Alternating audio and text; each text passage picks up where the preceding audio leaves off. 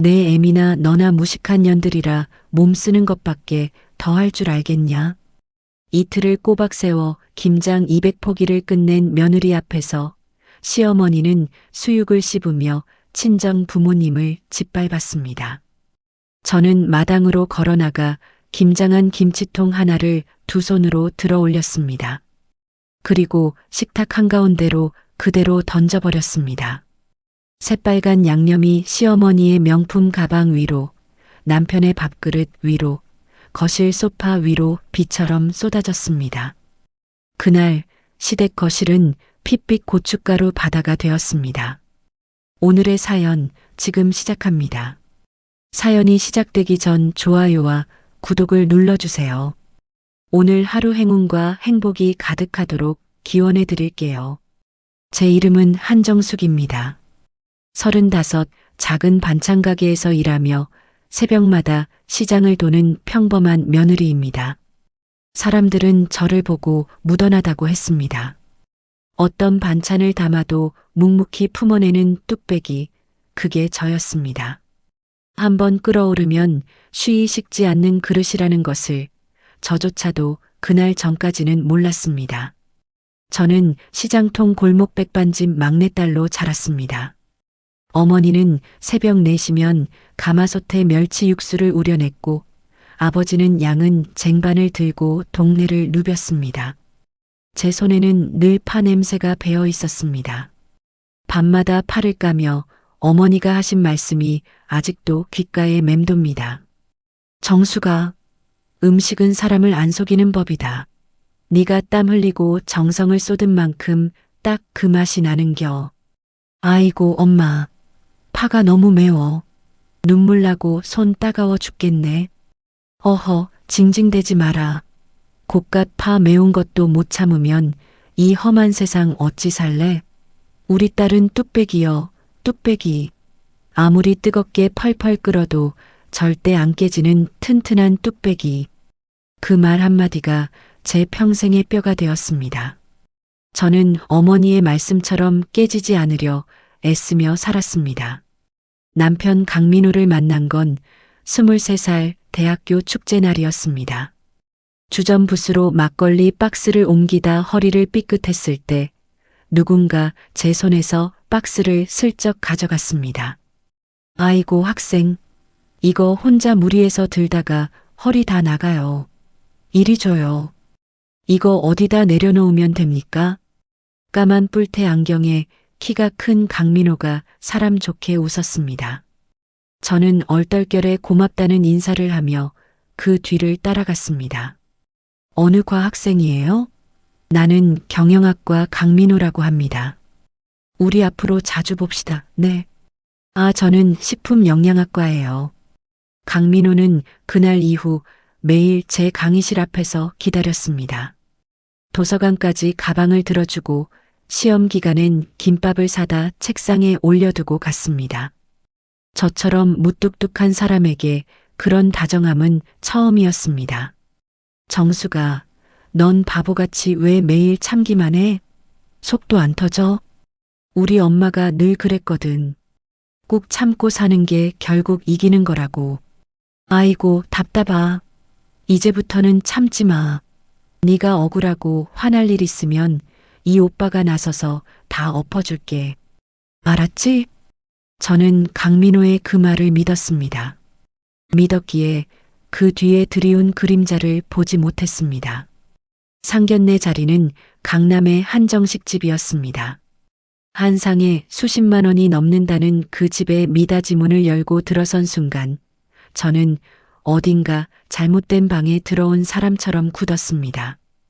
강민호의 어머니 윤말순이 빛이 반지를 낀 손으로 찻잔을 들어 올리며 저를 위아래로 훑쳤습니다. 너 거기 구석에 앉지 말고 이리 와라. 우리 민호 옆에 바짝 붙어 앉아. 네 어머님. 그래, 내 친정 애미는 밥 벌어먹으려고 무슨 일 한다고 했지? 저기 시장 골목에서 조그맣게 백반집 하십니다. 윤말순이 입꼬리를 비틀며 옆에 앉은 강민호의 누나 강민지를 슬쩍 보았습니다. 강민지가 손등으로 입을 가리며 웃었습니다. 어머머, 백반지? 엄마, 요즘 세상에 시장통에서 밥 장사하는 사람도 다 있네. 옷에 냄새 배겠다. 예, 민지야. 입 조심해라. 천한 일이라도 다 먹고 살자고 발버둥 치는 거 아니겠니? 불쌍한 사람들이다. 윤말순이 짐짓 점잖은 척 딸을 나무라며 저를 흘끗 보았습니다. 저는 무릎 위에 올린 두 손을 꼭 쥐었습니다. 손바닥에 식은땀이 배었습니다. 정수가 똑똑히 들어라. 우리 집안은 너희 같은 시장통 집구석이랑 뼈대부터가 다르다. 네가 이 집에 발을 들이려면 죽은 듯이 우리 집 법도를 따라야 해. 알았니? 네, 어머님. 제가 뼈가 부서지도록 노력하겠습니다. 흥, 노력 같은 소리 하고 있네. 며느리는 그냥 입 닥치고 시키는 대로 일만 뼈 빠지게 하면 되는 거야. 그게 본분이다. 화장실에 가는 척 자리를 빠져나오는 제 뒤를 강민호가 따라왔습니다. 저는 복도 끝에서 강민호의 옷자락을 붙잡고 떨리는 목소리로 말했습니다. 민호 씨, 나 도저히 이 결혼 못하겠어. 어머님이 우리 부모님까지 벌레 보듯 무시하시잖아. 나 무서워. 강민호가 제 어깨를 두 손으로 잡았습니다. 아유, 정수가. 진정해. 우리 엄마가 원래 겉으로만 기세 보이게 저러시지. 속은 아주 여린 분이야. 아니야. 아까 나 보는 눈빛이 그게 아니었어. 나 진짜 자신 없어. 숨 막혀. 정수가. 나 못 믿어? 내가 누구야? 내 남편 될 사람 아니야. 엄마가 뭐라고 하든 내가 중간에서 싹 다 방패막이 돼줄 테니까 넌 그냥 내 등 뒤에 찰싹 붙어 있어.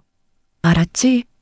강민호의 눈빛은 그날따라 더 다정했습니다. 저는 그 다정함 하나에 매달려 식장에 들어섰습니다. 그게 제 인생에서 가장 큰 실수였다는 걸 그땐 정말 몰랐습니다.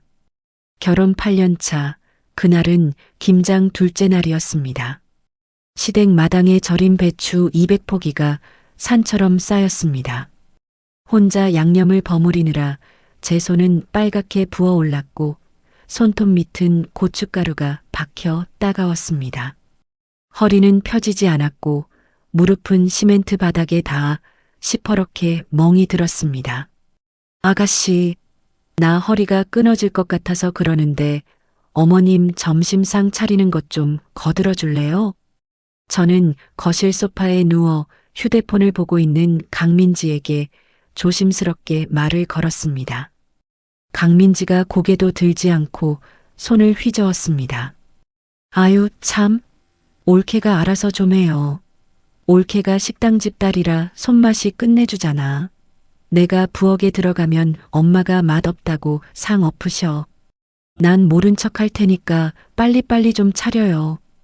부엌에서 수육 삶는 냄새가 풍겼습니다. 저는 김장 양념이 묻은 손을 앞치마에 닿고 수육을 썰었습니다. 도마 앞에서 잠깐 어지러워 벽을 짚었습니다. 이틀째 물 한 잔도 제대로 못 마신 탓이었습니다. 여보, 밥 다 됐어. 어머님 모시고 나와서 밥 먹어. 거실 안방에서 강민호가 슬그머니 나왔습니다. 시선은 저를 피해 바닥에 꽂혀 있었습니다. 윤말순이 식탁에 앉으며 수육 한 점을 집어 입에 넣었습니다. 씹던 윤말순의 미간이 천천히 일그러졌습니다. 우액, 퇴퇴. 아이고, 이게 도대체 무슨 곡이냐. 돼지 누린내가 코를 찔러서 도저히 못 삼키겠네. 어머님, 제가 된장 팍팍 풀고 커피 가루까지 넣어서 2시간이나 푹 삶았는데요. 어디서 어른한테 말대꾸야. 내 친정 애미가 시장통에서 밥 팔아먹고 산다더니 자식년한테 고기 삶는 법 하나 안 가르치고 대체 뭘 가르친 거냐? 저는 손에 든 가위를 도마 위에 내려놓았습니다. 어머님, 제발 저희 친정 부모님 얘기는 하지 말아주세요. 부탁드립니다. 왜? 내가 틀린 말 했냐? 그 무식한 애미에 그 멍청한 딸년이지. 배운 게 없으니 맨날 짐승처럼 몸으로 때우는 짓거리나 할 줄 알지. 쯧쯧. 윤말순이 수육 그릇을 손등으로 슬쩍 밀어냈습니다. 아휴, 민호야. 넌 길거리에 널린 게 얌전하고 배운 여잔데 어쩌다 저런 못 배워 먹고 무식한 집안 기집애를 데려와서 내 명을 재촉하냐? 어이구, 내 팔자야. 강민호는 묵묵히 밥만 떠넣었습니다. 한마디도 하지 않았습니다. 제 귓속에서 무언가 뚝 하고 끊어지는 소리가 났습니다. 이틀 동안 절인 배추를 뒤집던 손이, 수육을 썰던 손이 저절로 움직였습니다. 마당으로 나가 김치통 하나를 두 손으로 들어 올렸습니다. 20포기는 좋게 들어간 새빨간 통이 묵직했습니다. 어디서 그런 힘이 났는지 모르겠습니다. 저는 그대로 거실로 들어와 식탁 한가운데에 김치통을 내리꽂았습니다. 쾅! 뚜껑이 튀어오르고 새빨간 양념이 분수처럼 솟구쳤습니다. 거실 벽지에, 텔레비전 화면에, 윤말순의 흰 블라우스에 핏빛 고춧가루가 흩뿌려졌습니다. 강민호의 밥그릇 위로 배추 한 포기가 풀썩 떨어졌습니다. 거실이 순식간에 시뻘건 바다가 되었습니다. 아, 이 미친년이 돌았나? 당장 안 멈춰. 윤말순이 자리에서 벌떡 일어나며 비명을 질렀습니다. 저는 양념이 뚝뚝 흐르는 두 손을 그대로 옆구리에 붙인 채 윤말순을 똑바로 마주 보았습니다. 이상하게도 손이 떨리지 않았습니다. 어머님, 저희 부모님이 무식하다고요? 제가 무식하다고요? 똑똑히 두 눈 뜨고 보세요. 진짜 무식한 게 어떤 건지 제가 오늘 확실하게 보여드릴 테니까. 너 지금 뭐 하는 짓이야? 민호야, 내 마누라 눈 뒤집힌 것 좀 봐라. 강민호가 의자에서 엉거주춤 일어났습니다. 정수가, 미쳤어. 엄마 앞에서 이게 대체 무슨 짓이야? 미쳤어. 강민호, 이 비겁한 자식아. 네가 인간이야? 내 엄마가 나랑 우리 부모님을 벌레 취급하며 짓밟는데 넌 8년 동안 밥그릇에 코 박고 밥이 넘어가디. 네가 단 한 번이라도 내 편 들어준 적 있어. 정수가, 제발 좀 진정해. 일단 자리에 앉아서 말로 하자. 응? 입 닥쳐. 말로 해? 나 이틀 밤낮을 뼈 빠지게 배추 200포기 치대면서 맹물 한 모금 못 마셨어. 너희 집구석 식구들이 사람 새끼들이야. 나 더 이상은 못 참아. 안 참아. 저는 앞치마 끈을 풀어 양념 위로 던졌습니다. 새빨간 천이 새빨간 바닥에 사뿐히 내려앉았습니다. 현관으로 걸어가는 제 발자국마다 붉은 자국이 길게 늘어졌습니다. 뒤에서 윤말순이 무어라 악을 썼지만 제 귀에는 들어오지 않았습니다. 대문을 열고 골목으로 나서자 차가운 11월 바람이 얼굴을 때렸습니다. 저는 그 바람 속에서 비로소 깊게 숨을 들이마셨습니다. 8년 만에 처음으로 제대로 쉬어보는 숨이었습니다. 친정으로 향하는 버스 안에서 저는 창에 머리를 기댔습니다. 유리창에 비친 제 얼굴이 낯설었습니다. 입가에 마른 양념이 묻어 있었고 눈은 퀭하게 꺼져 있었습니다. 지난 8년의 세월이 저 얼굴 위에 그대로 새겨져 있었습니다. 신혼 첫 주말이 떠올랐습니다. 강민호가 머쓱하게 웃으며 차 키를 흔들었습니다. 정수가, 본가에 잠깐만 들렀다 가자. 엄마가 김치 좀 가져가라고 하셔서. 응, 그래. 잠깐이면 괜찮지. 그 잠깐이 매주 토요일 새벽 6시 출발이 될 줄 몰랐습니다. 시댁 현관문을 열면 윤말순이 팔짱을 끼고 서 있었습니다. 왔냐? 화장실 곰팡이 슬었더라. 그거부터 닦아라. 네, 어머님.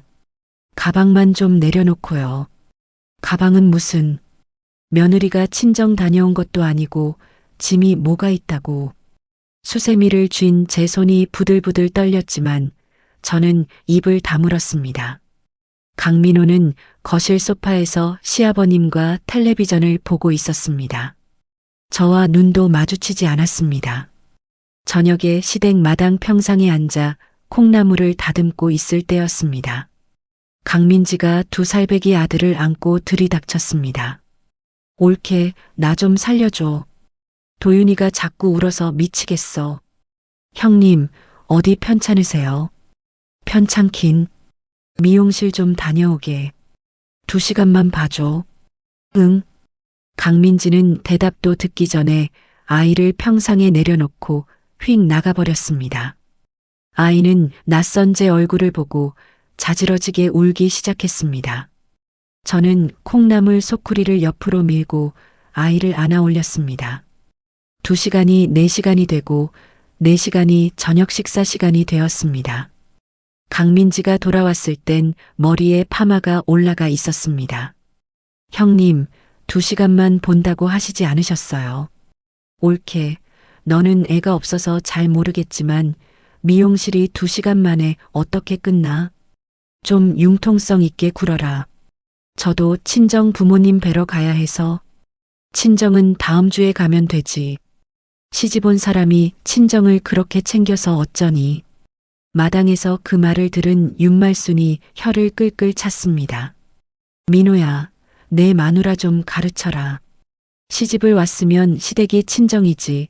어디 친정 타령이야. 강민호가 부엌으로 들어와 제 팔을 끌었습니다.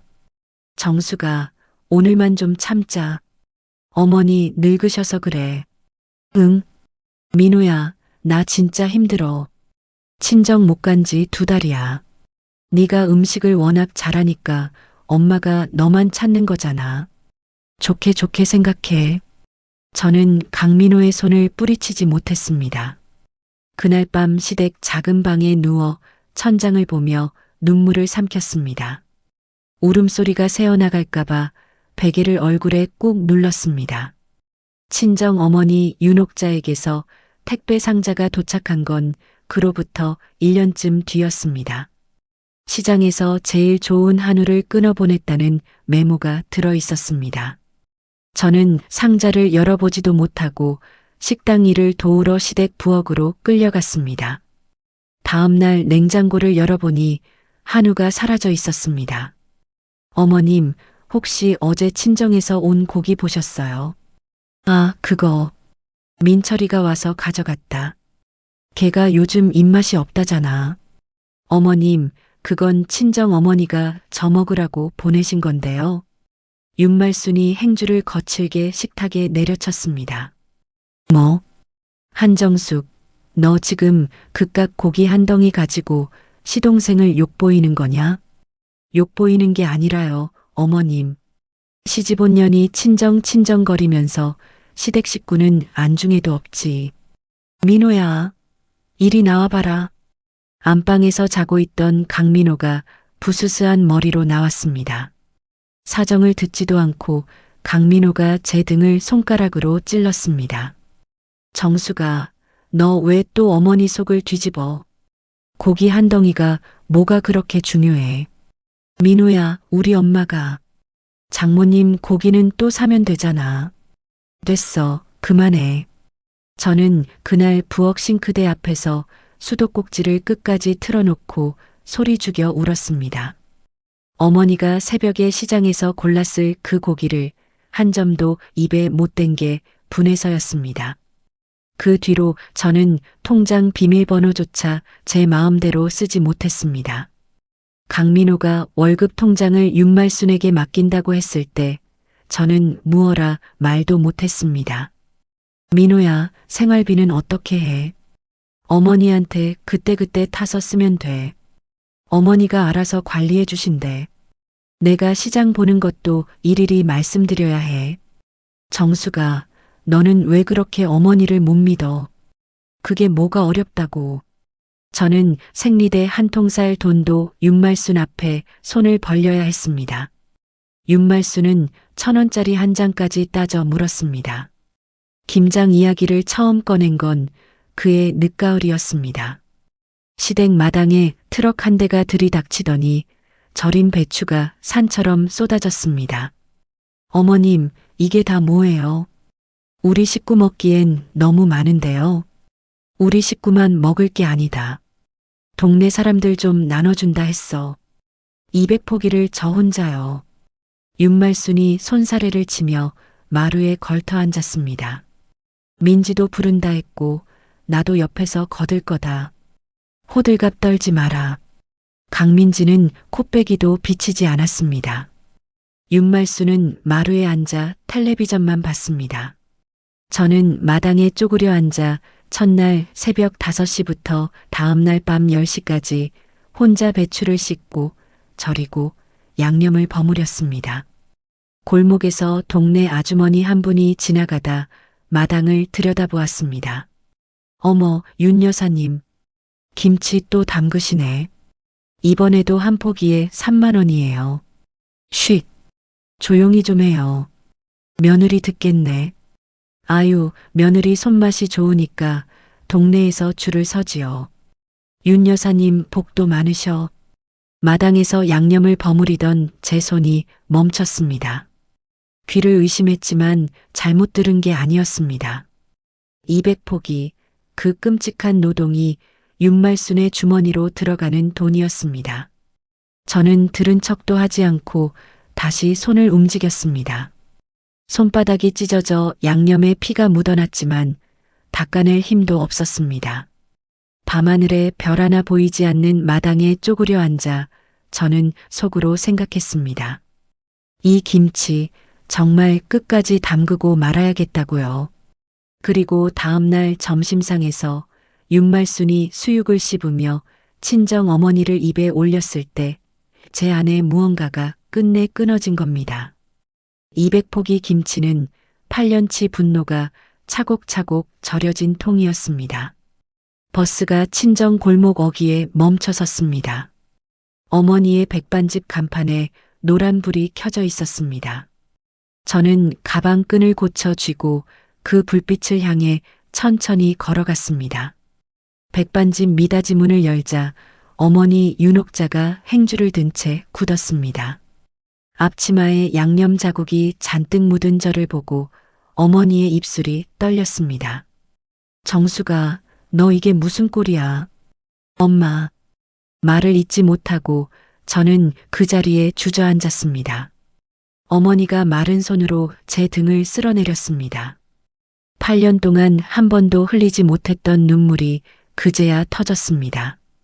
휴대폰이 미친 듯이 울리기 시작한 건 그날 밤부터였습니다. 화면을 들여다본 아버지 한석구가 미간을 찡그렸습니다. 이놈들이 사람을 잡으려고 작정을 했나? 아빠, 그냥 두세요. 저녁에 받을게요. 문자가 10분에 한 통씩 쏟아졌습니다. 윤말순의 문자는 협박이었습니다. 한정숙, 너 당장 와서 거실 안 닦으면 호적 파버린다. 알겠냐? 강민호의 문자는 더 가관이었습니다. 정수가, 너 미쳤어. 어머니 혈압 올라서 쓰러지셨다. 빨리 와. 저는 휴대폰을 식탁에 엎어놓았습니다. 어머니가 따뜻한 미역국 한 그릇을 제 앞에 놓아주었습니다. 정수가, 천천히 먹어. 우리 딸 며칠은 굶었지. 엄마 미안해. 나 진짜 미안해. 네가 뭐가 미안해. 미안한 건 그쪽 사람들이지. 어머니의 거친 손이 제 손등을 덮었습니다. 손바닥에 굳은 살이 따뜻했습니다. 다음 날 오후 백반집 손님이 한 차례 빠진 시간이었습니다. 미닫이 문이 조심스럽게 열리며 낯선 여자가 들어섰습니다. 짧은 단발머리에 베이지색 트렌치 코트를 입은 또래쯤 되어 보이는 여자였습니다. 저 한정숙 씨 맞으시죠? 네, 그런데 누구세요? 여자가 자리에 앉으며 명함을 내밀었습니다. 출판사 편집장이라는 직함이 적혀 있었습니다. 이름은 서지은. 많이 놀라실 거예요. 저는 강민호 씨와 5년 사귀었던 사람입니다. 들고 있던 행주가 손에서 떨어졌습니다. 서지은이 차분한 눈으로 저를 마주 보았습니다. 정숙 씨한테 진작 찾아왔어야 했는데 용기가 안 났어요. 죄송합니다. 무슨 말씀이세요? 갑자기 오셔서. 강민호는 정숙 씨를 사랑해서 결혼한 게 아니에요. 심장이 쿵 내려앉았습니다. 저는 마주보고 앉은 자리에서 두 손을 무릎 위에 올려놓았습니다. 손이 떨렸습니다. 무슨 근거로 그런 말씀을 하세요? 강민호 어머니, 윤말순 씨. 그분 빚이 얼마인지 아세요? 빚이라니요. 시댁은 강남 아파트도 있고 그 아파트 이미 2번 담보 잡혔어요. 강민호 동생 강민철 씨가 도박으로 날린 돈이 10억이 넘어요. 서지은이 가방에서 서류 한 장을 꺼냈습니다. 저는 떨리는 손으로 그것을 받아들었습니다. 대출 서류였습니다. 채무자 칸에 또렷하게 제 이름 석자가 적혀 있었습니다. 이게 뭐예요? 정숙 씨 명의로 받은 대출이에요. 작년 봄에 받은 거고요. 강민호가 위임장 위조해서 받았어요. 위임장이라니. 나는 도장 찍은 적도 없는데. 강민호가 그래요. 정숙 씨 인감 도장이 시댁 화장대 서랍에 있다고. 결혼하자마자 어머니가 보관해 두자고 가져갔을 거예요. 기억이 났습니다. 신혼여행에서 돌아온 다음 날 윤말순이 인감 도장을 자기가 잘 보관해 주겠다고 가져갔던 그 장면이.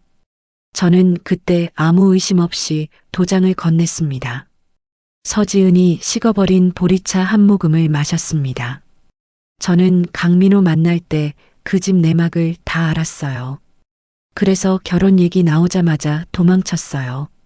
마지막에 강민호가 저한테 뭐라고 했는지 아세요? 뭐라고 했는데요? 돈 많은 여자 만나서 우리 집 빚 다 갚을 거다. 너는 후회할 거다. 그렇게 말했어요. 서지은의 목소리가 잠겼습니다. 근데 정숙 씨가 백반집 딸이라고 들었을 때 저는 좀 의아했어요. 돈 많은 집안은 아니지 않냐고요. 알아보니까 정숙 씨가 영양사 자격증 따고 회사 다니면서 받은 월급, 그리고 친정에서 시집 올 때 보내준 전세금, 그게 다 강민호 손에 들어간 거더라고요. 저는 입을 열지 못했습니다. 결혼 전에 모았던 7천만 원, 시집 올 때 친정 부모님이 전세금에 보태라고 내놓은 1억 5천. 강민호는 내가 알아서 굴려서 더 좋은 집 사자며 가져갔습니다. 저는 그 돈이 어디로 갔는지 한 번도 물어본 적이 없었습니다. 그뿐만 아니에요. 며칠 전에 김장 200포기 하셨다면서요. 어떻게 하세요? 강민호 동생 강민철이 또 사고 쳤어요. 술집에서 여자 폭행해서 합의금 3천만 원 물어줘야 한대요. 그 돈 어디서 나왔겠어요? 김치 판 돈이요. 네. 정숙 씨 손에서 나온 돈으로 시동생 합의금 막은 거예요. 저는 천천히 자리에서 일어났습니다. 백반집 주방으로 들어가 찬물을 한 컵 받았습니다. 물이 식도를 타고 내려가는데도 가슴 한가운데가 타들어갔습니다. 서지은이 자리에서 일어나 가방을 들었습니다. 정숙 씨, 죄송해요. 진작 알려드렸어야 했는데. 서지은 씨, 왜 지금 오셨어요? 강민호가 어제 저한테 연락했어요. 마누라가 도망갔다고, 다시 만나자고. 그 말 듣고 도저히 가만히 있을 수가 없었어요. 서지은이 명함 뒷면에 휴대폰 번호를 적어 식탁에 올려놓았습니다. 필요한 거 있으면 연락 주세요. 강민호 통장 거래 내역, 제가 아는 만큼 도와드릴게요. 미닫이 문이 닫히고 백반집에 다시 정적이 내려앉았습니다. 저는 식탁에 놓인 대출 서류를 들고 한참을 서 있었습니다. 종이가 손에서 사그락거렸습니다. 이상하게 눈물이 나오지 않았습니다. 어제까지만 해도 펑펑 울었는데 오늘은 가슴 안쪽이 얼음처럼 차갑게 식어갔습니다. 주방에서 어머니가 저녁 장사 준비를 하며 도마질을 했습니다. 탁, 탁, 탁. 그 소리가 제 가슴 안에서도 똑같이 울렸습니다. 저는 의자에 다시 앉아 서류를 가지런히 접었습니다. 가방에 넣고 지퍼를 잠갔습니다. 휴대폰을 들어 화면을 켰습니다. 윤말순의 부재중 전화가 20통, 강민호의 부재중 전화가 15통이었습니다. 저는 강민호의 번호를 눌렀습니다. 신호가 2번 가기도 전에 강민호가 받았습니다. 정수가, 너 지금 어디야? 빨리 와. 민호야, 나 내일 들어갈게. 진짜야. 정수가 잘 생각했어. 어머니도 풀리실 거야. 응. 어머님께 죄송하다고 전해드려. 내가 들어가서 무릎 꿇고 빌게. 강민호의 목소리가 한 톤 올라갔습니다. 신이 난 기색이 수화기 너머로 그대로 전해졌습니다. 전화를 끊고 저는 가방 안의 서류를 다시 한번 손으로 만져보았습니다. 종이의 모서리가 손끝에 닿았습니다. 엄마, 나 내일 시댁에 다시 들어갈 거야. 주방에서 칼질을 하던 어머니가 도마에서 손을 멈췄습니다. 정수가, 너 정신 나갔니? 엄마 믿어줘. 나 그냥 들어가는 거 아니야. 어머니는 한참 저를 보다가 다시 도마로 시선을 돌렸습니다. 탁, 탁, 탁. 못 서는 소리가 다시 백반집을 채웠습니다. 저는 그 소리를 들으며 식어버린 보리차를 한 모금 마셨습니다. 입안에 쓴맛이 돌았습니다. 8년을 우려낸 쓴맛이었습니다. 다음 날 아침 저는 시댁 현관 앞에서 한참을 서 있었습니다. 가방 안쪽 주머니에는 새로 산 소형 녹음기가 들어 있었습니다. 어젯밤 친정 아버지 한석구가 전자상가에서 손수 골라다 준 것이었습니다. 정수가, 이거 버튼만 누르면 알아서 녹음된다. 사람 많은 데서도 잘 들린다더라. 고마워요, 아빠. 독한 마음 먹어라. 한번 시작했으면 끝을 봐야 한다. 아버지의 그 말을 곱씹으며 저는 초인종을 눌렀습니다. 문이 벌컥 열리며 윤말순이 팔짱을 낀 채 저를 노려보았습니다. 왔냐? 어머님, 죄송합니다. 제가 잠시 미쳤었어요. 저는 그 자리에서 무릎을 꿇었습니다. 타일 바닥이 차가웠지만 표정을 바꾸지 않았습니다. 어머님, 한 번만 용서해 주세요. 다시는 그런 일 없을 거예요. 윤말순이 한참 저를 내려다보다가 코웃음을 쳤습니다. 내년이 정신이 좀 들었나 보네. 일어나서 거실부터 닦아라. 양념 자국이 안 지워진다. 네, 어머님.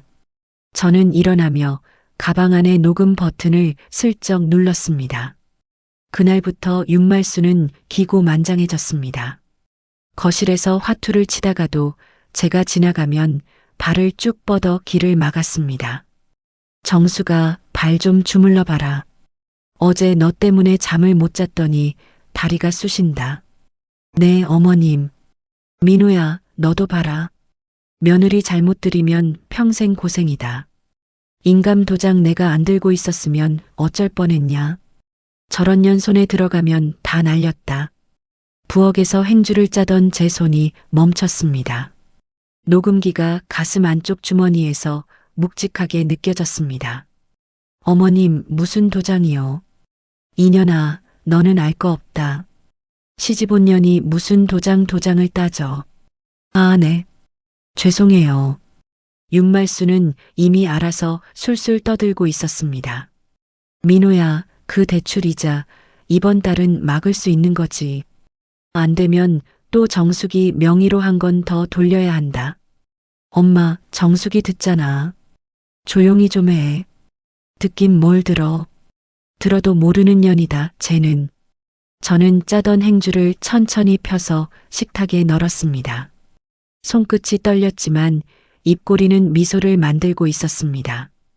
밤이면 작은 방에 누워 천장을 봤습니다. 강민호가 등을 돌리고 코를 골며 자는 옆에서 저는 휴대폰 메모장에 그날 들은 말을 한 줄 한 줄 적어 내려갔습니다. 대출, 도장, 시동생 합의금, 김치 판 돈. 잠을 자도 잠이 아니었습니다. 낯선 번호로 전화가 걸려온 건 잠입 일주일째 되는 날이었습니다. 시장 골목에서 시댁 저녁 창거리를 사고 있을 때였습니다. 여보세요. 한정숙 씨 되시나요? 네, 그런데요. 저는 다온식품 김선영 대표라고 합니다. 작년 가을에 한정숙 씨가 보내주신 김치 기억하실지 모르겠네요. 기억이 났습니다. 윤말순이 동네 유지에게 잘 보이라며 김치 2통을 들려보냈던 그날이었습니다. 사모님이라고만 알았던 분이 알고 보니 전국에 매장만 100개가 넘는 반찬 프랜차이즈 대표였습니다. 네, 대표님. 기억합니다. 한정숙 씨, 혹시 시간 좀 내주실 수 있으세요?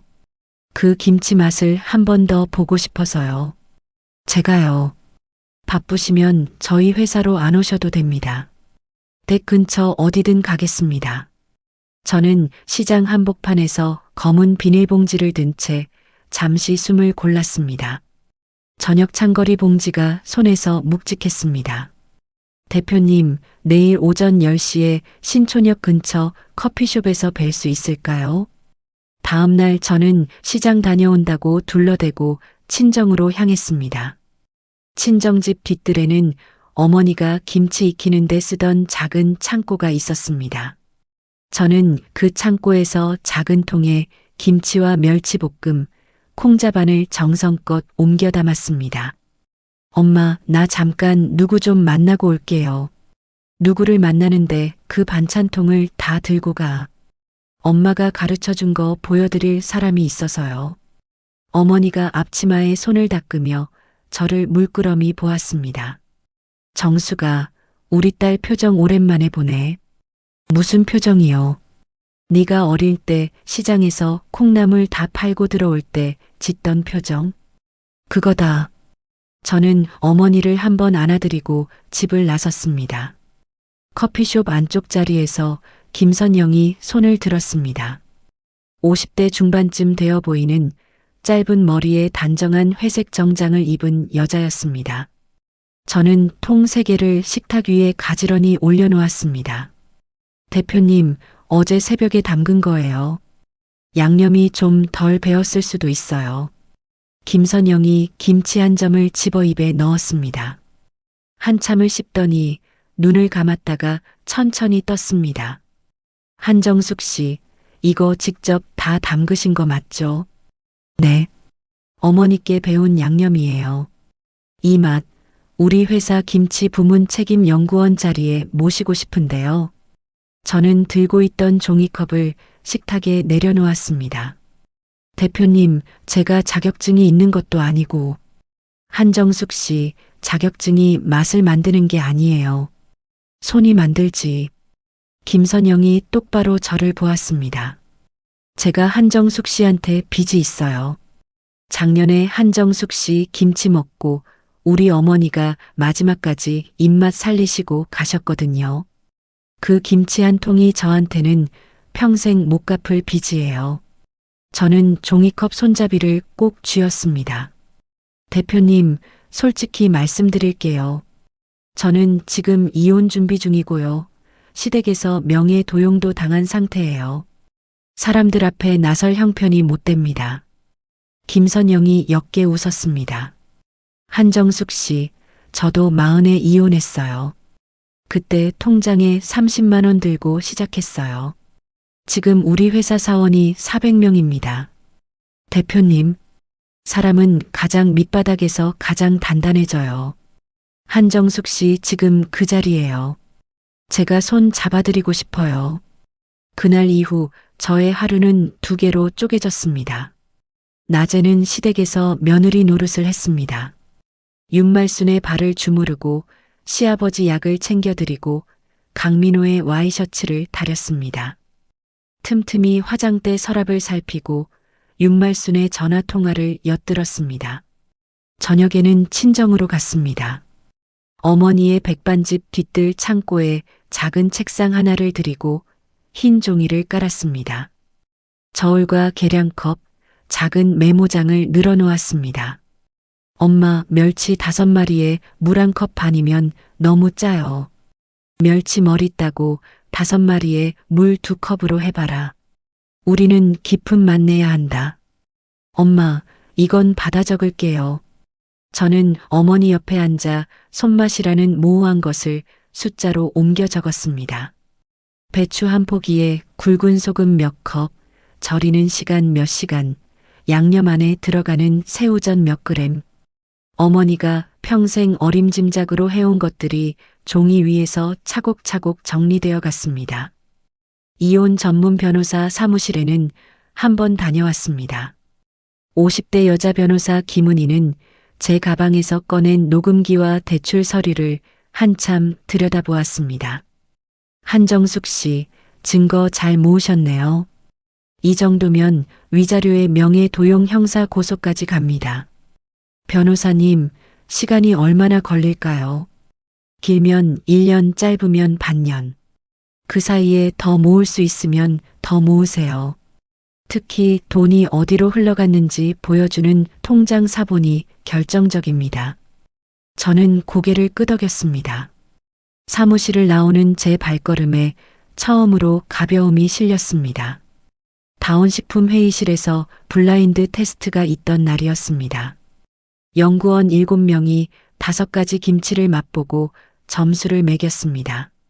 김선영이 종이를 펄럭이며 회의실로 들어왔습니다. 한정숙 씨 김치가 만장일치 1등이네요. 5명 중에 3명은 이거 어디서 파는 거냐고 묻더라고요. 회의실 창밖으로 늦가을 햇살이 길게 떨어지고 있었습니다.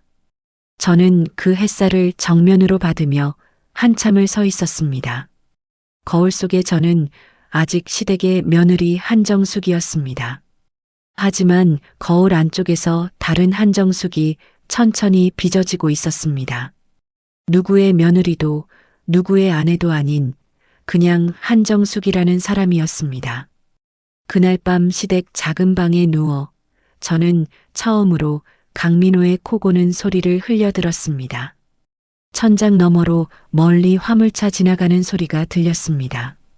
저는 그 소리를 들으며 눈을 감고 다음날 받아야 할 통장 거래 내역을 머릿속에 정리했습니다. 홈쇼핑 스튜디오의 조명이 제 얼굴 위로 쏟아졌습니다. 분장실 거울 앞에서 메이크업을 받는 동안 저는 손에 든 대본을 다시 한번 훑었습니다. 가슴에 달린 명찰에는 다온식품 김치연구소 한정숙 소장이라고 적혀 있었습니다. 한 소장님, 긴장하지 마세요. 첫 방송 때는 다 떨려요. 옆에서 김선영이 따뜻한 차 한 잔을 손에 쥐어주었습니다. 대표님, 만약에 다 안 팔리면 어떡해요? 안 팔리면 다음에 또 하면 되지. 한 소장, 첫 방송은 우리 회사 직원들도 다 한 번씩 거쳐요. 오후 2시 생방송이 시작되었습니다. 쇼호스트가 환하게 웃으며 카메라를 향해 손짓했습니다. 여러분, 오늘 모신 분은요, 우리나라에서 가장 손맛 좋다고 소문난 분이세요.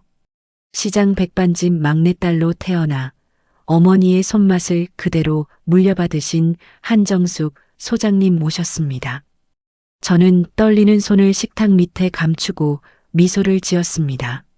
안녕하세요, 한정숙입니다. 소장님, 이 김치 양념에 어떤 게 들어가나요? 저희 어머니가 가르쳐 주신 그대로예요. 새우젓은 광천 것만 쓰고요. 멸치 액젓은 가을에 잡은 것만 써요. 배추는 해넘긴 거 안 쓰고 그의 가을 거만 씁니다. 방송 시작 15분이 지났을 때 화면 한쪽 매진 임박 표시에 불이 들어왔습니다. 30분이 지나자 매진 표시로 바뀌었습니다. 쇼호스트가 귀에 꽂은 이어폰을 누르며 흥분된 목소리로 외쳤습니다. 여러분, 지금 방금 준비된 만 세트가 다 나갔다고 합니다. 정말 대단합니다. 분장실로 돌아온 제 다리에서 힘이 풀렸습니다. 의자에 주저앉은 저를 김선영이 어깨를 감싸 안았습니다. 한 소장, 우리 해냈어요. 대표님, 이제부터 시작이에요. 첫 정상금이 통장에 찍힌 날 저는 친정으로 달려갔습니다. 백반집 한쪽 구석에서 어머니 윤옥자가 콩나물을 다듬고 있었습니다. 엄마, 왔니? 밥 먹었어? 저는 가방에서 통장을 꺼내 어머니 앞에 펼쳤습니다. 어머니가 안경을 콧등에 걸치고 통장을 들여다보았습니다. 이게 다 뭐냐? 0이 몇 개냐? 엄마, 이게 다 엄마 손맛이에요. 정수가 엄마 손이 떨려서 못 보겠다. 옆에서 아버지 한석구가 헛기침을 했습니다. 어이구, 이놈의 영감이 또 운다. 안 운다. 누가 운대? 저는 통장을 다시 가방에 넣고 종이 가방 하나를 식탁에 올렸습니다. 안마의자 카탈로그였습니다. 엄마, 이번 주말에 같이 가서 골라요. 아빠 허리도 안 좋잖아요. 정수가 이런 거 안 사도 된다. 엄마 아빠는 너 잘 사는 거 보는 게 제일이다. 엄마, 이번엔 내 말 들어요. 어머니가 앞치마 끝으로 눈가를 꾹꾹 눌렀습니다. 아버지는 등을 돌리고 주방으로 들어가 버렸습니다. 그날 밤 저는 시댁에 있던 짐을 트렁크 2개에 나눠 담아 빠져나왔습니다. 회사 근처에 오피스텔을 얻어놓은 지 일주일째 되는 날이었습니다. 이혼 소송장은 변호사 김은희의 사무실 책상 위에서 도장 찍힐 준비를 마치고 있었습니다. 신문 경제면 한 귀퉁이에 제 얼굴이 실린 건 그 다음 주였습니다. 백반집 막내딸, 김치 한 통으로 억대 매출, 잡지 인터뷰가 한 차례 나가고 아침 정보 프로그램에 짧게 얼굴이 비쳤습니다. 오피스텔 초인종이 울린 건 토요일 아침 9시였습니다. 인터폰 화면에 강민호와 윤말순의 얼굴이 큼지막하게 잡혀 있었습니다. 저는 문을 열어주지 않고 인터폰 너머로 말했습니다. 여기는 어떻게 알고 오셨어요? 정수가 일단 문 좀 열어봐. 우리 얘기 좀 하자. 얘기는 변호사 통해서 하시면 돼요. 윤말순이 화면에 얼굴을 들이밀며 소리를 질렀습니다. 한정숙, 이년아, 너 시어머니 앞에서 문도 안 여냐? 저는 잠시 숨을 고르고 도어록 버튼을 눌렀습니다. 현관문이 열리자 윤말순이 신발을 신은 채로 거실까지 들어오려 했습니다. 저는 신발장 앞을 가로막았습니다. 어머님, 신발 벗고 들어오세요. 여기 제 집이에요. 내 집이긴 뭐가 내 집이야. 부부 재산이 다 공동인데. 민호 거면 다 어미인 내 거지. 강민호가 어색하게 웃으며 양손을 들었습니다. 정수가 어머니 말씀은 신경 쓰지 마. 우리끼리 얘기 좀 하자. 저는 두 사람을 거실 식탁에 앉혔습니다. 물 한 잔도 내놓지 않았습니다. 저는 맞은편에 앉아 양손을 식탁 위에 가지런히 올렸습니다. 민호야, 어머님. 무슨 말씀하실 건지 들어볼게요. 강민호가 먼저 입을 열었습니다. 정수가 너 그때 홧김에 집 나간 거잖아. 어머니도 다 잊으셨대. 이제 그만 집으로 들어와. 홧김에 나간 게 아니야. 정수가 부부싸움 안 하는 집이 어디 있어. 다 그러면서 사는 거지. 윤말순이 식탁을 손바닥으로 탁탁 쳤습니다.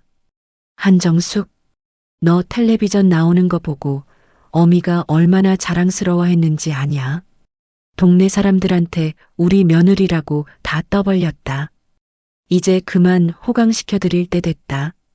어머님, 한 가지만 여쭤볼게요. 저는 옆에 놓아둔 서류 봉투를 식탁 위로 천천히 밀었습니다. 이 대출 서류 누가 받으셨어요? 강민호의 얼굴이 굳었습니다.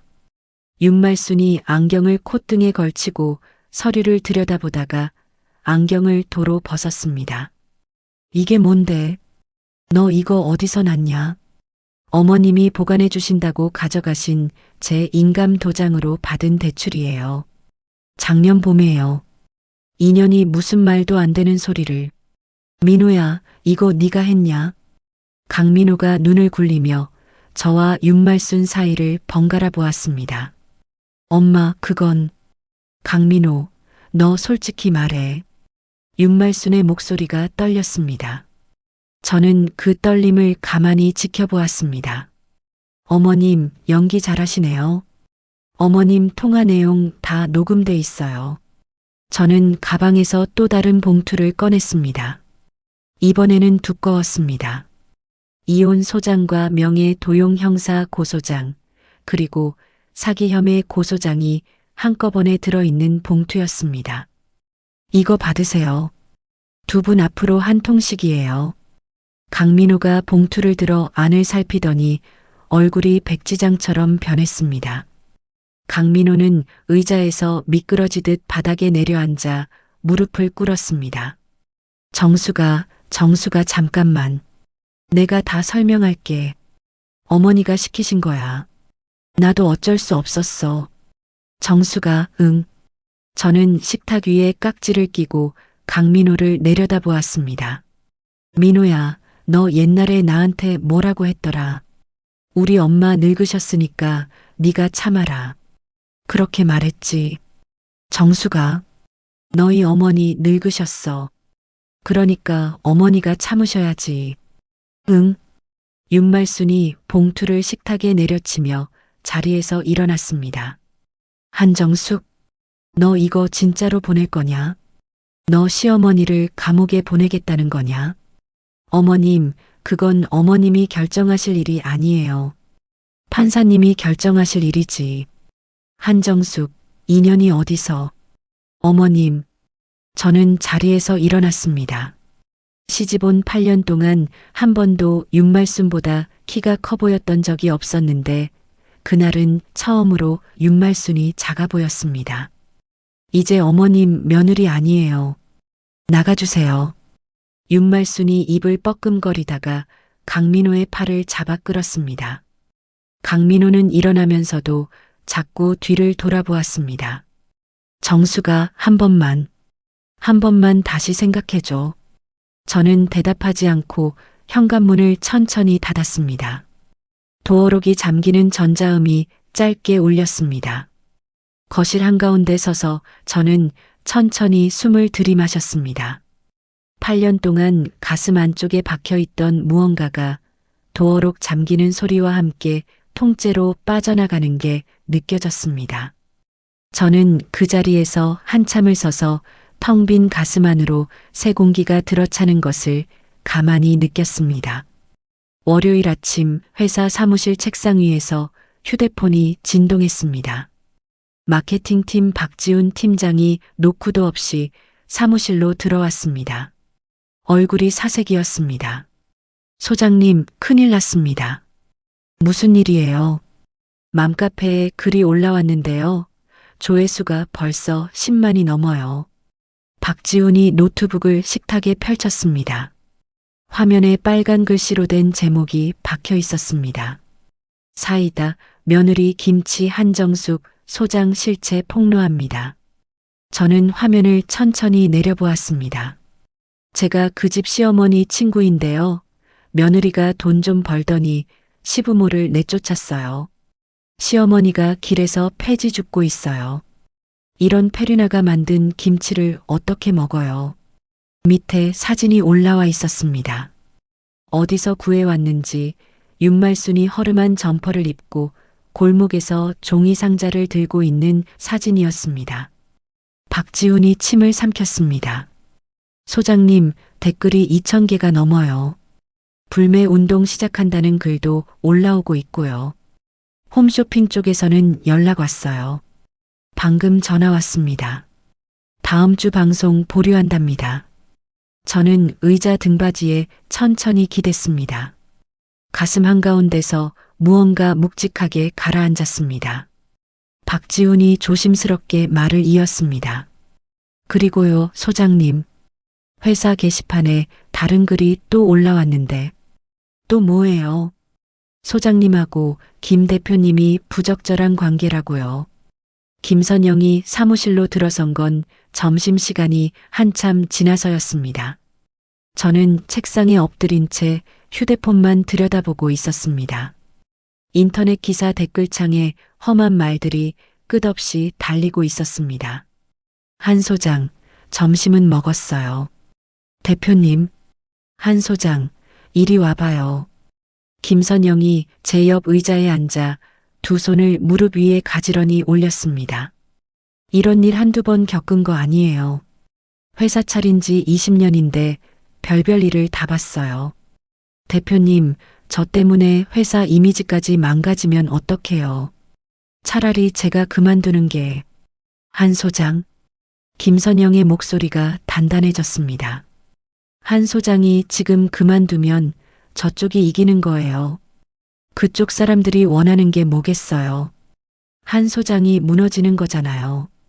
대표님, 한 소장, 우리 회사 변호인단 전부 한 소장한테 붙일 거예요. 명예훼손, 영업방해 다 잡아넣어요. 저는 고개를 들어 김선영을 보았습니다. 김선영의 눈에 흔들림이 없었습니다. 대표님, 저 진짜 김 대표님하고 아무 사이도 아닌데. 한 소장, 그런 거 해명할 필요도 없어요. 거짓말 한쪽이 증명해야지 당한 쪽이 왜 해명해요. 다음 날 아침 친정 어머니 윤옥자에게서 전화가 걸려왔습니다. 정수가, 너 거기 창고에 뭐 없어진 거 없냐? 무슨 말이에요, 엄마? 어젯밤에 누가 뒤뜰 창고를 뒤져놨다. 자물쇠가 부서져 있어. 저는 사무실에서 곧장 친정으로 달려갔습니다. 백반집 뒤뜰 창고 문이 비뚜름하게 열려 있었습니다. 안에 들어가 책상 서랍을 열어보았습니다. 어머니의 손맛을 한 줄 한 줄 받아 적어놓은 레시피 노트가 통째로 사라져 있었습니다. 아버지 한석구가 마당에서 담배에 불을 붙였습니다. 정수가, 어제 저녁에 누가 골목으로 슬쩍 들어왔다 나가더라. 차림새가 너 신우이 같았다. 아빠, 진짜요. 확실치는 않다만 키도 비슷하고 어깨 흔드는 게 똑같더라. 저는 휴대폰을 꺼내 변호사 김은희에게 곧장 전화를 걸었습니다. 변호사님, 신우이가 제 레시피 노트를 훔쳐간 것 같아요. 한정숙 씨, 일단 경찰 신고부터 하시고요. 그쪽이 그 레시피로 뭐 만들어 팔기 시작하면 그때 영업비밀 침해로 잡으면 됩니다. 전화를 끊고 저는 창고 문에 등을 기댔습니다. 하늘이 노랬습니다. 일주일 뒤 강민지가 차린 민지표 옛날 김치라는 브랜드가 작은 인터넷 쇼핑몰에 올라왔습니다. 사진 속 김치통은 제가 디자인한 것과 색깔만 조금 다르고 모양이 똑같았습니다. 설명 문구에는 친정 어머니 손맛 그대로라는 문장이 박혀 있었습니다. 박지훈이 사무실로 들어와 보고했습니다. 소장님, 그 짝퉁 김치 산 사람들이 배탈 났다고 글 올리고 있는데요. 사람들이 그게 저희 거인 줄 알고 있어요. 우리 거랑 통 모양이 비슷해서 그래요. 반품 요청이 어제만 300건 들어왔습니다. 고객센터가 마비됐어요. 저는 의자에서 일어나 창가로 갔습니다. 빌딩 숲 너머로 회색 구름이 두껍게 깔려 있었습니다. 가슴이 갑자기 조여왔습니다. 숨이 들이마셔지지 않았습니다. 박 팀장님, 네, 소장님. 잠깐만 의자 좀. 저는 그대로 바닥에 주저앉았습니다. 박지훈이 달려오는 소리가 멀게 들렸습니다. 사무실 천장의 형광등이 빙글빙글 돌았습니다. 응급실 침대 옆에서 어머니 윤옥자가 제 손을 꼭 잡고 있었습니다. 링거줄이 손등에 꽂혀 있었습니다. 의사가 다녀가며 스트레스성 위경련이라고 했습니다. 며칠 입원해서 푹 쉬어야 한다고 했습니다. 엄마, 정수가 깼냐? 우리 딸. 어머니의 거친 손이 제 이마를 쓸어내렸습니다. 손바닥에 굳은 살이 따뜻했습니다. 엄마, 나 다 그만두고 싶어. 너무 힘들어. 정수가. 엄마가 가르쳐준 레시피도 다 뺏기고 사람들이 나 욕하고 방송도 다 끊기고 나 진짜 모르겠어. 그냥 다 놓고 싶어. 어머니가 한참 동안 제 손등만 쓰다듬었습니다. 그러다 천천히 입을 열었습니다. 정수가, 너 5살 때 시장 골목에서 넘어진 적 있다. 무릎이 까져서 피가 줄줄 났는데 네가 울지도 않고 일어났어. 그때 엄마가 너한테 뭐라 그랬는지 기억나냐? 몰라요. 우리 정수기는 뚝배기야. 뜨거워도 안 깨진다. 깨질 것 같아도 안 깨진다. 어머니의 목소리가 잠겼습니다. 정수가, 우리 뚝배기는 안 깨져. 안 깨진다. 응. 저는 어머니의 손등에 얼굴을 묻었습니다. 어머니의 손에서 마늘 냄새, 멸치 냄새, 김치 양념 냄새가 났습니다. 40년 동안 어머니가 평생 만들어온 그 냄새들이 제 코끝으로 한꺼번에 밀려 들어왔습니다. 병실 문이 열리며 김선영이 들어왔습니다. 손에 흰 봉투를 들고 있었습니다. 한 소장, 깨어났네. 대표님, 죄송해요. 저 때문에. 한 소장, 이거 한번 봐요. 김선영이 봉투를 침대 옆 탁자에 올려놓았습니다. 변호사 명함이 빼곡히 꽂힌 봉투였습니다. 우리 회사 고문 변호사 5명에 형사 전문 변호사 2명 더 붙였어요. 명예훼손, 사이버 모욕, 영업방해, 영업비밀 침해. 전부 다 잡아 넣을 거예요. 대표님, 한 소장, 한 가지만 약속해요. 일어나서 마이크 잡을 거라고. 마이크요. 한 소장 입으로 다 말해야 돼요. 변호사가 대신 못 말해요. 한 소장이 직접, 한 소장 얼굴로, 한 소장 목소리로. 저는 침대 머리맡에 베개를 손으로 짚고 천천히 몸을 일으켰습니다. 링거줄이 출렁였습니다. 어머니가 옆에서 등을 받쳐주었습니다. 병실 창문 너머로 늦은 오후의 햇살이 비스듬히 들어왔습니다. 저는 그 햇살에 손등을 한번 비춰보았습니다. 양념에 베인 송금이 김장하느라 갈라진 손가락 마디가 햇살 아래서 또렷이 보였습니다. 이 손이었습니다. 8년을 참아낸 손이고 어머니의 손맛을 받아 적은 손이고 김치통을 들어 엎은 손이었습니다. 저는 그 손을 가만히 쥐었다 폈습니다.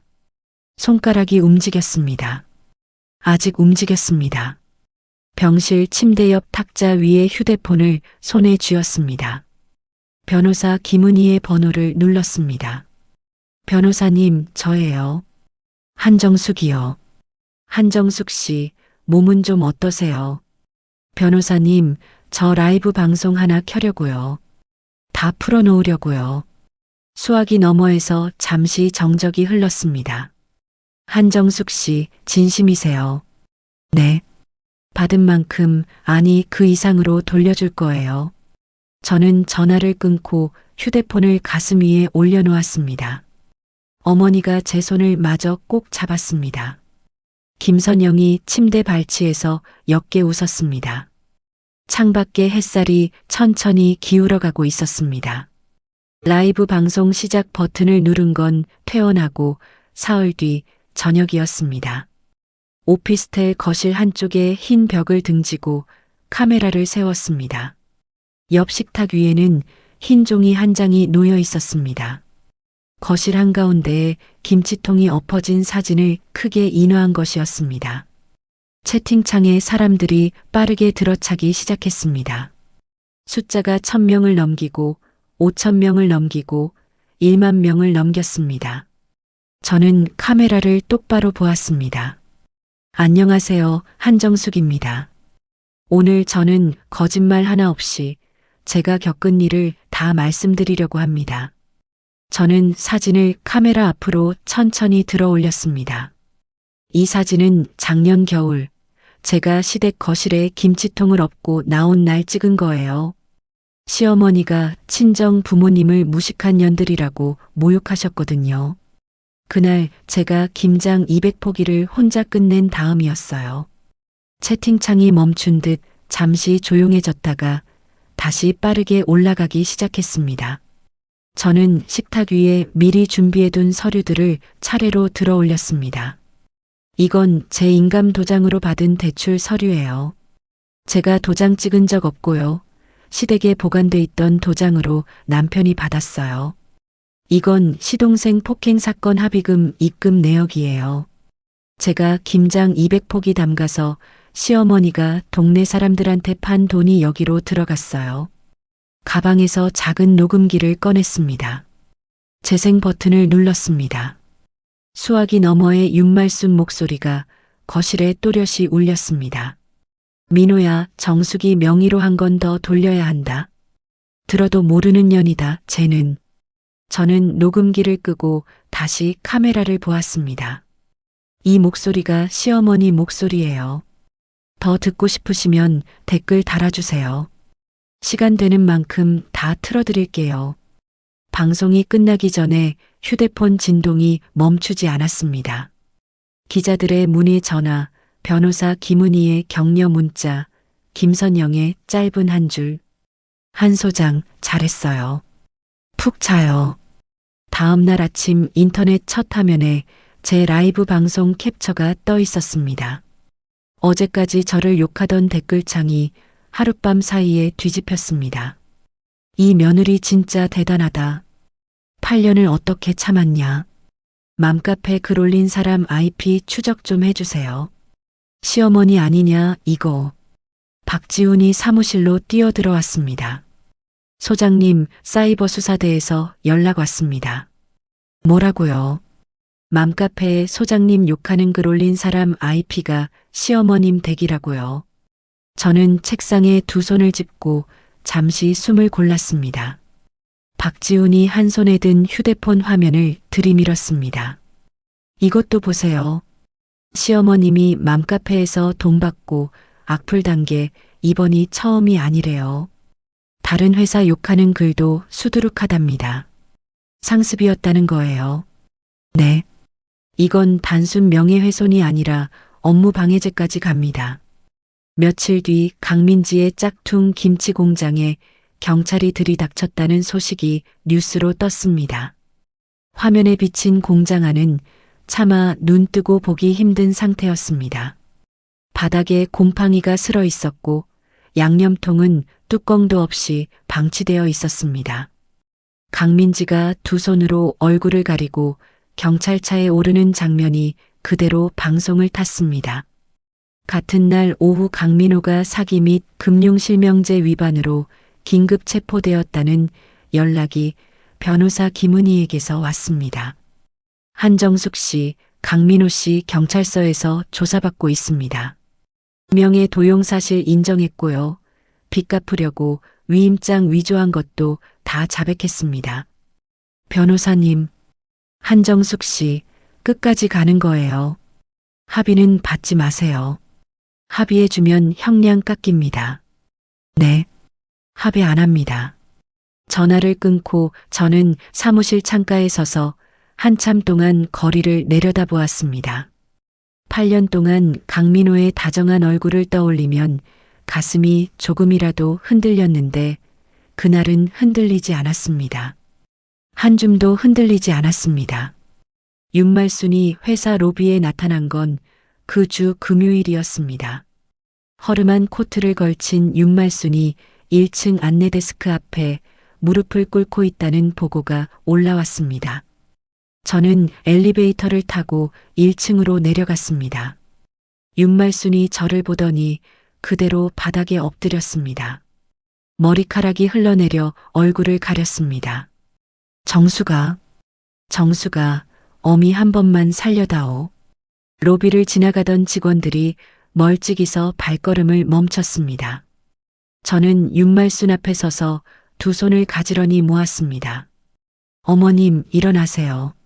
사람들 봅니다. 정수가, 어미가 잘못했다. 진짜 잘못했다. 이 늙은이 한 번만 살려다오. 어머님, 일어나세요. 다시 한번 말씀드려요. 윤말순이 고개를 들고 저를 올려다보았습니다. 얼굴이 눈물범벅이었습니다. 저는 그 얼굴을 한참 동안 가만히 내려다보았습니다.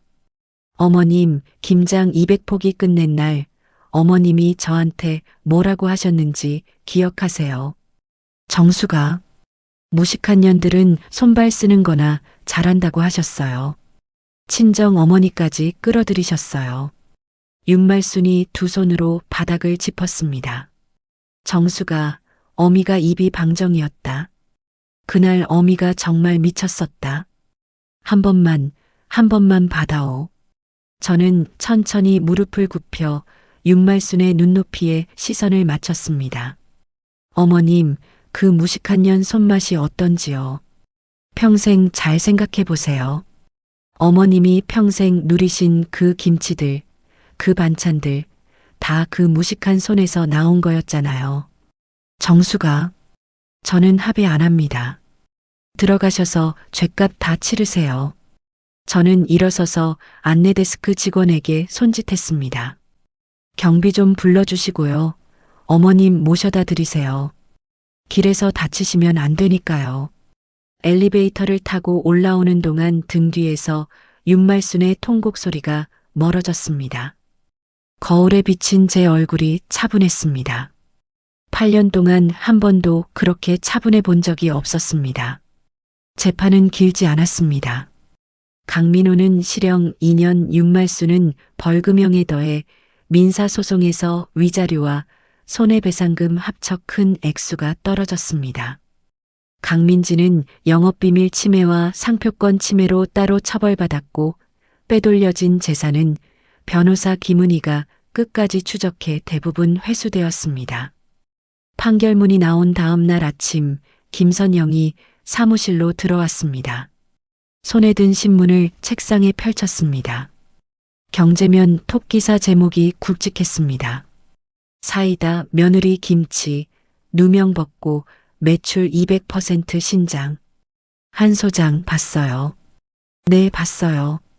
한 소장, 잃었던 거래처 다 돌아왔어요.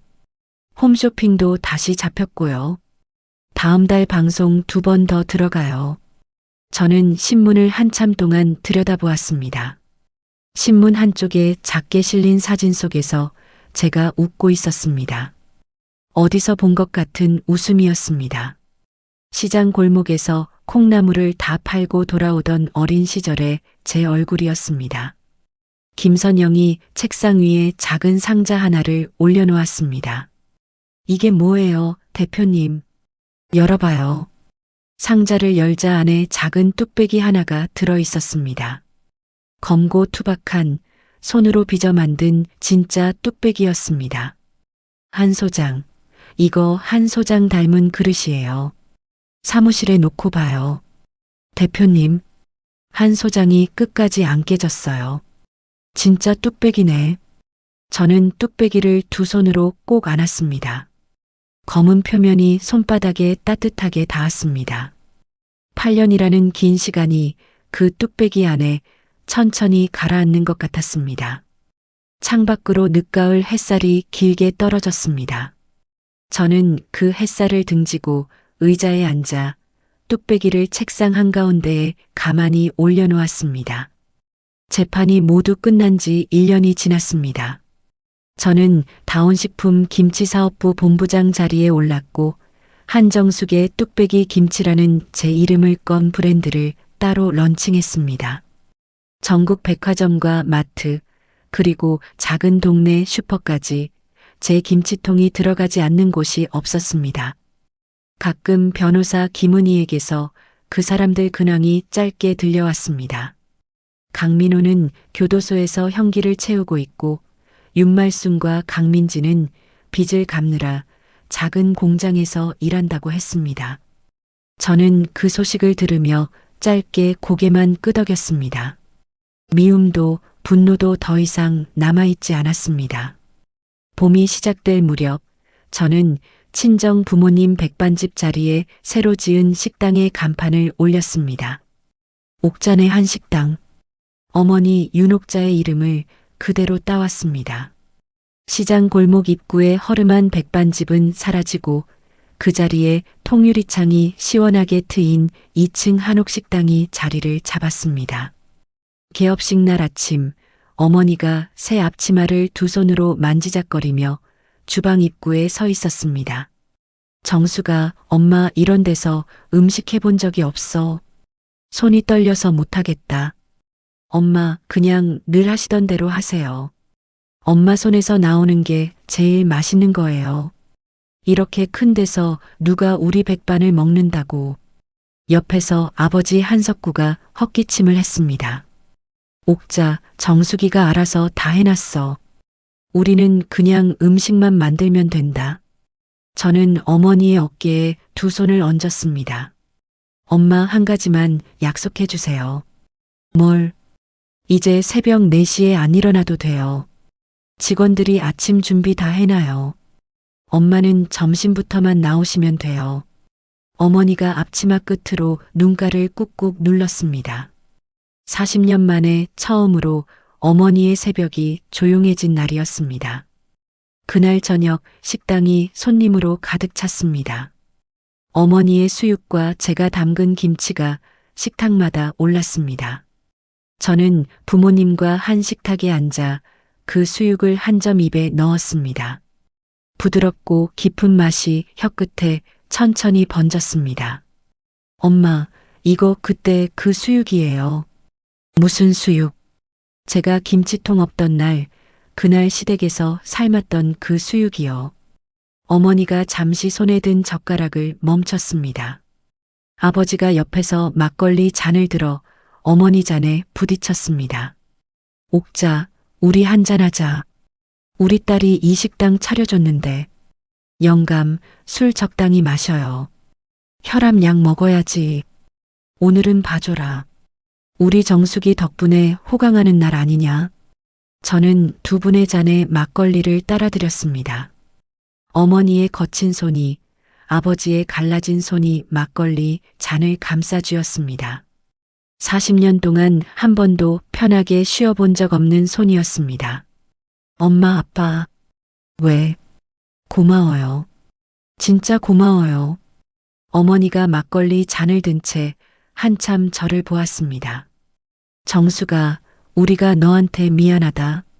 엄마, 무슨 미안이에요. 네가 시집가서 그 고생할 때 엄마가 더 빨리 데려왔어야 했어. 엄마가 못나서 우리 딸을 지켜주지 못했다. 저는 어머니의 손등에 제 손을 포겠습니다. 엄마, 그때 엄마가 데리러 왔으면 저 더 망가졌어요. 제 발로 걸어 나왔으니까 이만큼 일어선 거예요.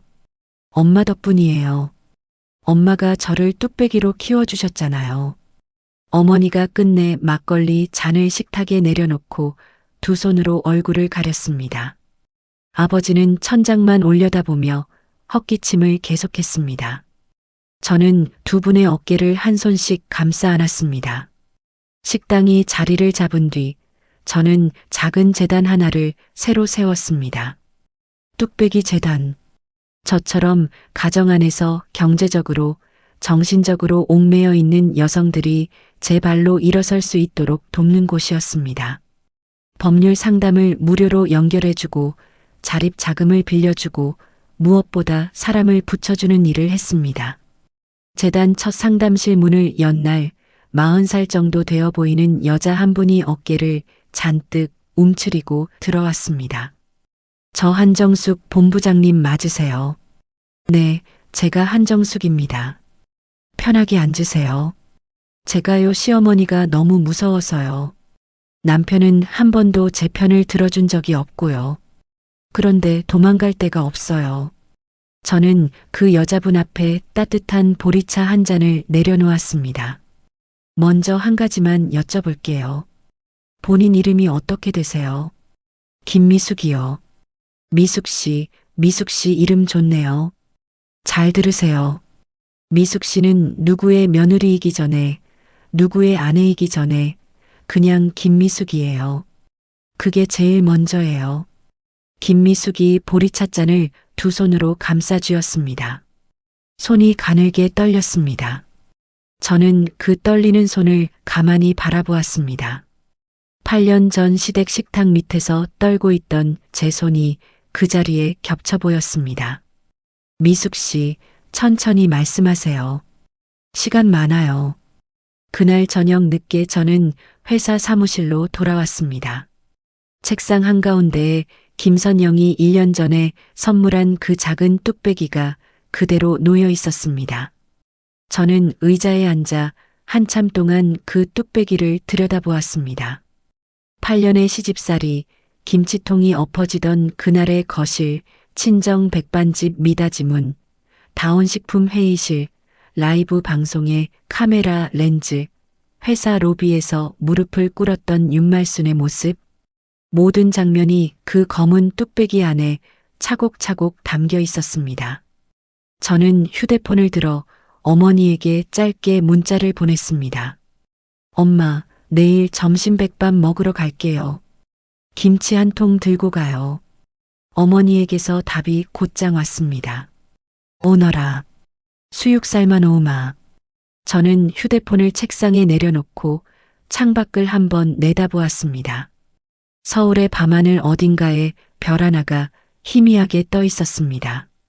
200포기 김장을 마치고 시댁 마당에 쪼그려 앉아 올려다보던 그 밤하늘에는 별이 하나도 없었는데 이 밤하늘에는 한 점 분명히 빛나고 있었습니다. 거울 속에 저를 보았습니다. 화장기 없는 얼굴, 8년 동안 양념에 베인 손, 김장 한복판에서 갈라진 손가락 마디, 그 얼굴이 저를 마주보며 옅게 웃었습니다. 누군가의 며느리도 누군가의 아내도 아닌 그저 한정숙이라는 사람의 얼굴이었습니다. 저는 책상 위에 작은 뚝배기를 두 손으로 들어 가슴에 가만히 안았습니다. 앞으로 이 뚝배기에는 차가운 것도 매운 것도 쓰린 것도 담지 않을 작정입니다. 오직 저와 제가 사랑하는 사람들을 위한 따뜻하고 맛있는 것들만 담을 것입니다. 그러니 지금 이 글을 읽고 계신 분들께 한 가지만 여쭙고 싶습니다. 여러분의 김치통은 언제 엎으실 건가요?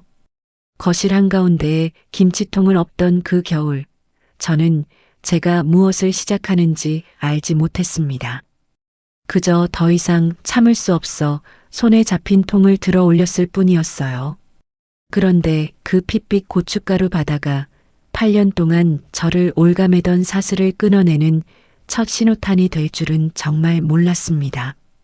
돌이켜보면 저는 참 오래도 참았습니다.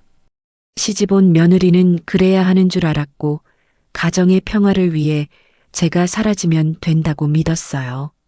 하지만 그 평화는 평화가 아니라 한 사람의 인생을 짜내어 만든 가짜 평온이었습니다.